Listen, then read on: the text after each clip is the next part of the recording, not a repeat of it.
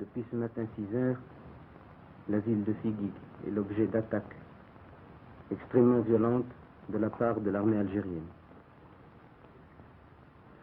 Les troupes algériennes, d'après les derniers renseignements qui nous sont parvenus, ont pénétré de plusieurs kilomètres sur le territoire marocain,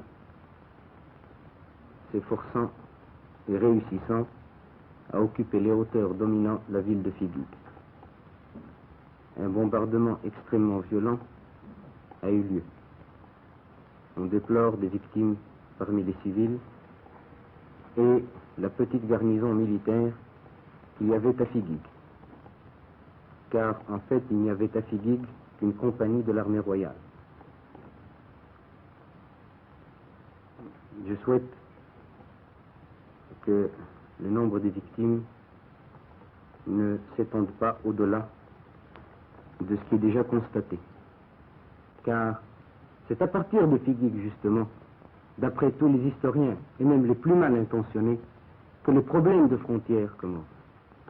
Tandis que, entre Figuig et Oujda, il ne saurait y avoir de problème. On a fait donc tuer des hommes, des femmes, des enfants, des civils et des militaires. Pour quel résultat? Pour que on se retire. Mais l'armée qui a attaqué se retirera.